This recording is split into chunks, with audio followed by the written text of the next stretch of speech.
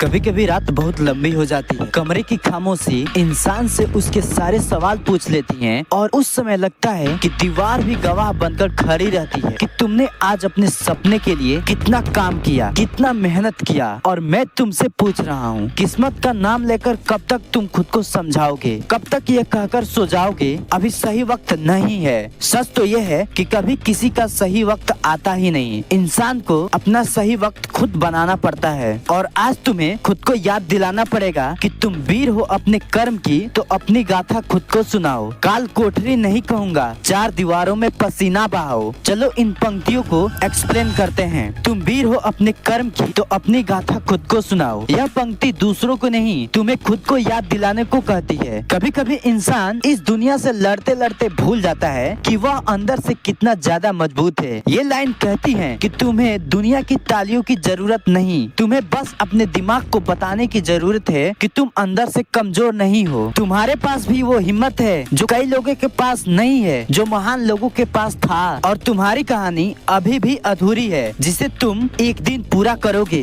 काल कोठरी नहीं कहूँगा, चार दीवारों में पसीना बहाओ।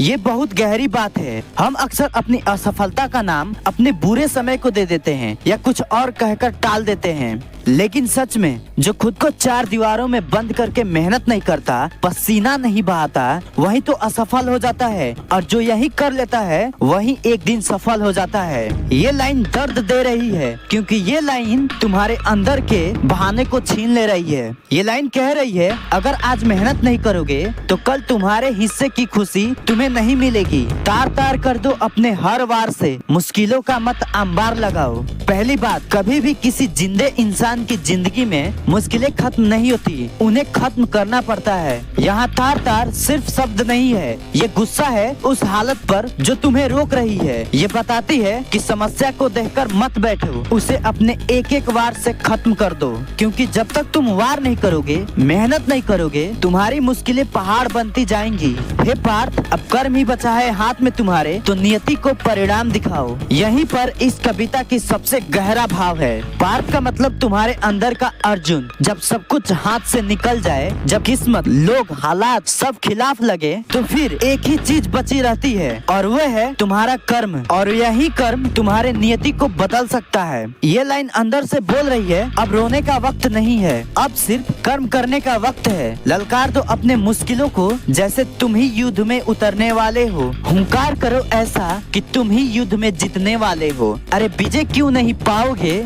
जब तुम ही नियति को देखने वाले हो। हे पार्थ, अब कर्म ही बचा है हाथ में तुम्हारे, तो नियति को परिणाम दिखा लो। ललकार दो अपने मुश्किलों को जैसे तुम ही युद्ध में उतरने वाले हो। ये पंक्ति बता रही है कि डर खत्म नहीं होता, बस इंसान को एक दिन फैसला करना पड़ता है कि अब मुझे डरना नहीं है। और वो कहते हैं ना, मुश्किलें तब तक बड़ी लगती हैं जब तक हम उन्हें दूर से देखते हैं। ये लाइन कहती है कि लड़ना है तो पूरी शिद्दत से लड़ो। सपने तो हर कोई देखकर बैठा है, लेकिन उसे पाने की जिद, पागलपन, जुनून किसके अंदर है? तुम्हारे अंदर है कि नहीं? हुंकार करो ऐसा कि तुम ही युद्ध में जीतने वाले हो। ये सिर्फ आवाज नहीं है, ये आत्मविश्वास की घोषणा है। कभी कभी दुनिया से पहले हमें खुद को यकीन दिलाना पड़ता है कि हम हारने के लिए पैदा नहीं हुए हैं। हुंकार का मतलब वो पल जब तुम अपने डर से कहते हो कि उसकी हुकूमत खत्म हो गई। अरे विजय क्यों नहीं पाओगे जब तुम ही नियति को देखने वाले हो। यहाँ एक गहरा सवाल है, अगर तुम्हारे सपने तुम्हारे आँखों ने देखे हैं, अगर मंजिल तुम्हारे दिल ने चुनी है, तो फिर जीत किसी और के हिस्से में नहीं जाएगी। हे पार्थ, अब कर्म ही बचा है हाथ में तुम्हारे, तो नियति को परिणाम दिखा लो। फिर वही अर्जुन, फिर वही युद्ध, फिर वही फैसला। जब सारी बातें खत्म हो जाती हैं, तब सिर्फ कर्म बचता है। तो लग जाओ अपने कर्मों को निभाने में, अपने कर्मों से अपनी पहचान बनाने में। और मेरी आगे की कविता के लिए मुझे सब्सक्राइब कर लो और इस वीडियो को उसके पास ज्यादा से ज्यादा शेयर करो जो अपने कर्मों से भाग रहा है, अपना जी चुरा रहा है। बाकी खुद का ध्यान रखो और इस दुनिया में अपना नाम करो, अपने देश का नाम करो। मिलते हैं मेरी अगली वीडियो में, तब तक के लिए जय हिंद, जय भारत।